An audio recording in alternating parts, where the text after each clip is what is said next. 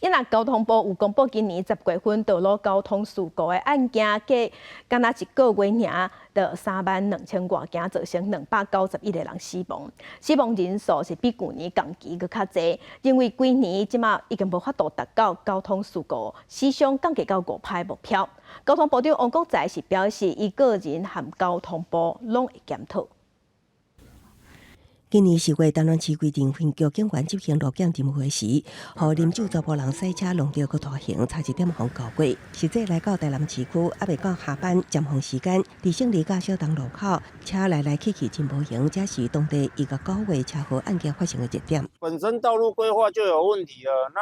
执法的素质什么，其实也没有起来。如果大家都有好好遵守规则的话，那也是不会发生事故啊。交通部公布最新道安数据，今年10月单月道路交通事故有32395件，造成291人死亡，其中行人死亡48人，比去年同期增加9.1%。交叉分析各县市道安状况，甲去年比整体交通事故死亡人数增加上侪是屏东县，那行人机车酒驾死亡，拢是台南增加上侪，台中市是高龄者死亡侪。交通部长王国材讲，今年可能无法度达到死伤下降5%的目标，伊个人甲交通部拢爱检讨。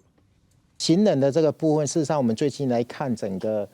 在路口这个停让行人事实上有改善，这些死亡和伤亡的部分真的非常的不满意，我们要去继续努力。交通部表示，目前甲内政部共同进行，永续提升人行安全计划移调สู่路口办理，收件审议了后，符合资格有799个，拢会补助，希望优化环境降低事故。那道路交通安全基本法伫明年1月1日起施行了后，道安会部会提升到行政院层级，会当统筹各部会推动道安计划。记者综合报道。